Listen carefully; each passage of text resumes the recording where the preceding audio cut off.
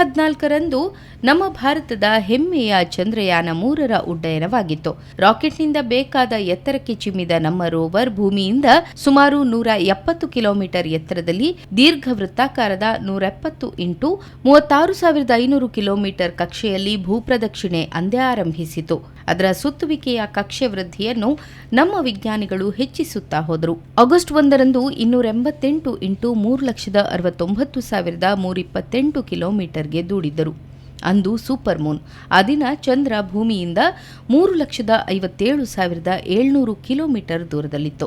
ಅದು ಭೂಮಿಗೆ ಸರಾಸರಿ ದೂರಕ್ಕಿಂತ ಸುಮಾರು 27,000 ಕಿಲೋಮೀಟರ್ ಹತ್ತಿರ. ಇಲ್ಲಿಯವರೆಗೂ ಭೂ ಗುರುತ್ವದಲ್ಲೇ ತಿರುಗುತ್ತಿದ್ದ ನಮ್ಮ ರೋವರ್ ಆಗಸ್ಟ್ 1ರಂದು ಚಂದ್ರನಲ್ಲಿಗೆ ಒಡ್ಡುವ ಪ್ರಕ್ರಿಯೆಯನ್ನು ನಡೆಸಲಾಯಿತು. ಆಗಸ್ಟ್ 5ರಂದು ಚಂದ್ರ 3,65,945 ಕಿಲೋಮೀಟರ್ ದೂರದಲ್ಲಿದ್ದಾಗ ನಮ್ಮ ರೋವರ್ ಚಂದ್ರನ ಸಮೀಪ ಬರುತ್ತಿತ್ತು. ಆಗ ಮತ್ತೊಂದು ಪ್ರಯೋಗ ಮಾಡಿ ಈ ರೋವರ್ ಅನ್ನು ಚಂದ್ರನ ಗುರುತ್ವ ಕಕ್ಷೆಗೆ ದೂಡಿದ್ರು. ಈ ಸಾಹಸಮಯ ಪ್ರಯೋಗ ನಿನ್ನೆ ಸಂಜೆ ಮುಗಿದಿದೆ. ಇಲ್ಲಿಂದ ಇನ್ನೂ ಕ್ಲಿಷ್ಟ ಕ್ರಿಯೆಗಳು. ಇನ್ನು ಕೆಲ ದಿನಗಳು ಚಂದ್ರನ ಸುತ್ತ ದೀರ್ಘವೃತ್ತಾಕಾರದ ನಮ್ಮ ರೋವರ್ನ ಪಥ. ಅದರ ಪೆರಿಜಿಯನ್ನ ಕಡಿಮೆ ಮಾಡುತ್ತಾ ರೋವರ್ ಚಂದ್ರನಿಗೆ ದೀರ್ಘವೃತ್ತ ಪ್ರದಕ್ಷಿಣೆಗಳನ್ನು ಮುಗಿಸಿ ಕೊನೆಗೆ ವೃತ್ತಾಕಾರದ ಪ್ರದಕ್ಷಿಣೆ ಬರಲಿದೆ. ಆಗಸ್ಟ್ 17ರಂದು ರೋವರ್ನಿಂದ ಲ್ಯಾಂಡರ್ ಬೇರ್ಪಡಲಿದೆ. ನಂತರ ಲ್ಯಾಂಡರ್ ಅನ್ನ ಇಳಿಸುವ ಅತಿ ಕ್ಲಿಷ್ಟಕರ ಪ್ರಯೋಗ.